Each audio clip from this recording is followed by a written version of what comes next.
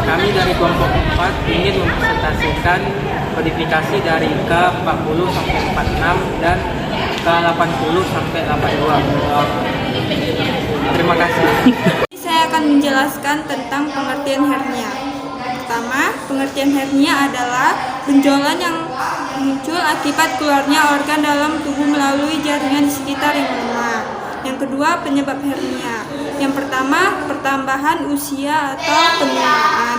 Kedua, sering mengangkat beban berat. Ketiga, pernah menjalani operasi perut. Yang keempat, berat badan berlebih atau obesitas. Yang kelima, batuk kronis. Yang keenam, sembelit. Dan yang ketiga, pencegahan hernia. Berikut ini adalah upaya yang dapat dilakukan untuk mencegah hernia adalah berhenti merokok, berolahraga secara rutin, menjaga berat badan ideal, menjaga konsumsi makanan sehat, bergizi, lengkap dan seimbang, memperbanyak asupan serat untuk mencegah sembelit, tidak mengangkat beban di luar kemampuan termasuk olahraga angkat beban, berhati-hati bila hendak mengangkat benda berat, memeriksakan diri ke dokter jika mengalami batuk yang tidak kunjung sembuh. Terima kasih.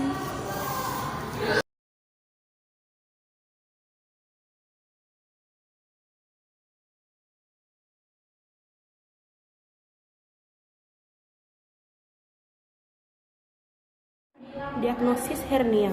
Dokter akan mengajukan pernyataan mengenai gejala dan riwayat penyakit pasien. Selanjutnya, dokter akan melakukan pemeriksaan fisik dengan meraba area tubuh yang diduga terkena hernia.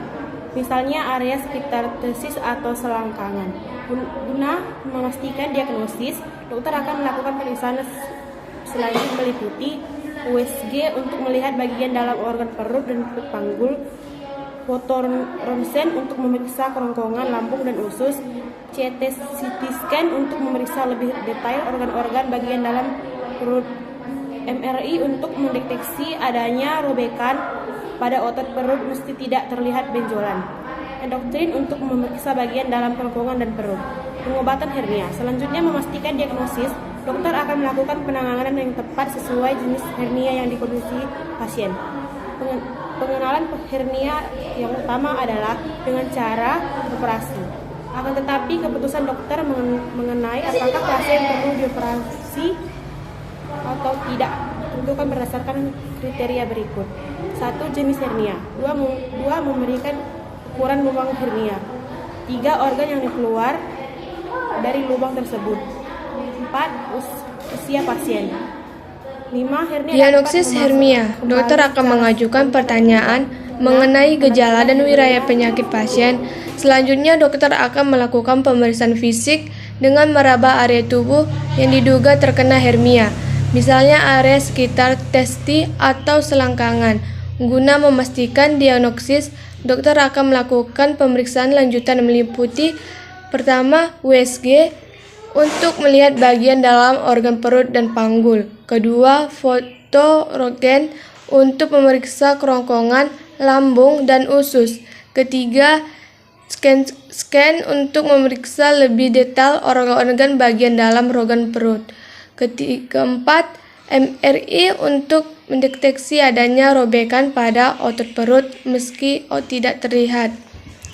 Yang kelima, endoskopis untuk memeriksa bagian dalam kerongkongan dan perut. Pengobatan hernia. Setelah memastikan diagnosis, dokter akan menentukan penanganan yang tetap sesuai jenis hernia dan kondisi pasien. Penanganan hernia utama adalah dengan cara operasi. Akan tetapi, keputusan dokter mengenai apakah pasien perlu dioperasi atau tidak akan ditentukan berdasarkan kriteria berikut. Pertama, jenis hernia. Kedua, perkiraan ukuran lubang hernia. Yang ketiga, organ apa yang keluar dari lubang tersebut. Yang keempat, usia pasien. Yang kelima, hernia dapat kembali secara spontan atau tidak. Yang terakhir, tanda-tanda hernia terjepit. Bisa dibuka di ICD volume 1 halaman 510. Dan untuk memastikannya, buka ICD volume 3 halaman 594. Di sini saya akan menjelaskan abdominal hernia. Abdominal hernia adalah penonjolan isi rongga perut melalui defek atau bagian lemah atau lubang otot dinding perut. Bagian yang keluar tersebut bisa berupa bagian dari usus atau jaringan penggantung usus. Abdominal hernia ada banyak tipenya. Yang paling sering adalah tipe umbilical hernia atau yang awam sering bilang tali pusat bodong. Ditandai dengan benjolan yang muncul di daerah pusar ketika mengedan, menangis, batuk yang akan menghilang ketika sudah berbaring lama. Selain tipe umbilical hernia, abdominal hernia yang lain adalah epigastric hernia, sigmoid hernia, dan incisional hernia. Diagnosis hernia. Dokter akan mengajukan pertanyaan mengenai gejala dan riwayat penyakit pasien. Selanjutnya, dokter akan melakukan pemeriksaan fisik dengan meraba area tubuh yang diduga terkena hernia, misalnya area sekitar testis atau selangkangan.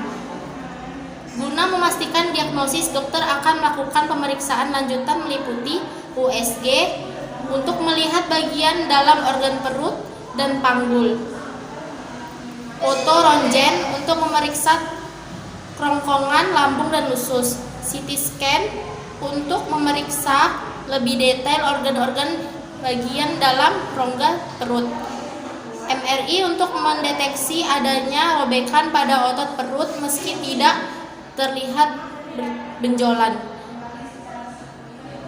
Terima kasih. Belum semua pun gue baca.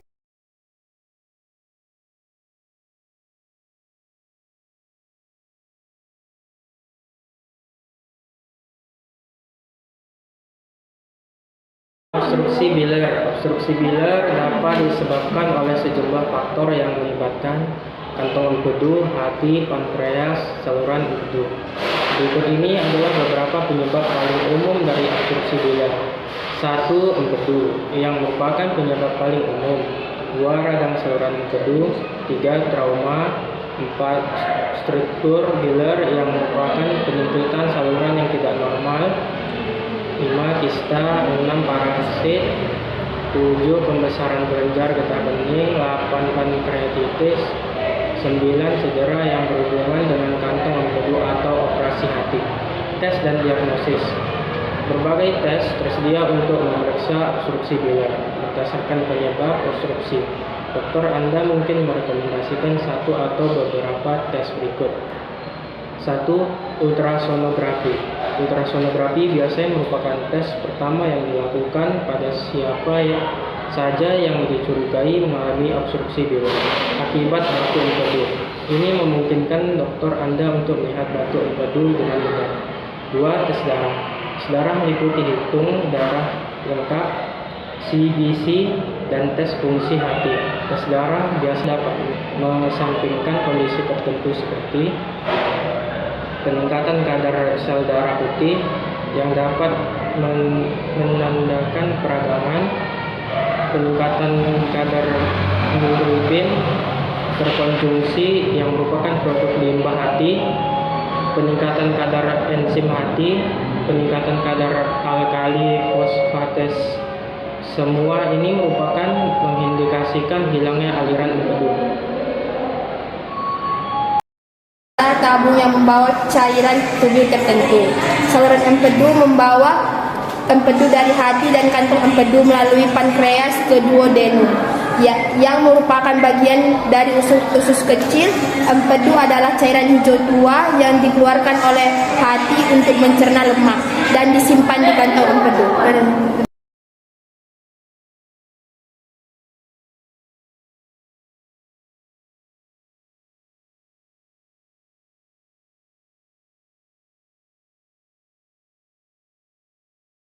Assalamualaikum warahmatullahi wabarakatuh. Saya akan menjelaskan pengobatan obstruksi biliar. Perawatan ditunjukkan untuk perbaikan penyebab yang didasarkan dari tujuan utama perawatan medis atau beda adalah untuk meringankan pengobatan beberapa pilihan pengobatan untuk obstruksi biliar, meliputi koleksi kompresmi dan RCP. Jika Anda telah mendiagnosis menderitakan batu empedu ERCP, mungkin cukup untuk mengeluarkan batu kecil dari saluran empedu biasanya atau memasangkan stent di dalam saluran untuk memulihkan aliran empedu. Metode ini sering digunakan pada kasus di mana obstruksi disebabkan oleh tumor. Kolestrektomi, yaitu pengangkatan kantong empedu, adalah pengobatan lain yang sangat efektif untuk bantu empedu. Terapi lain termasuk pengangkatan atau pengobatan tumor dan pengobatan untuk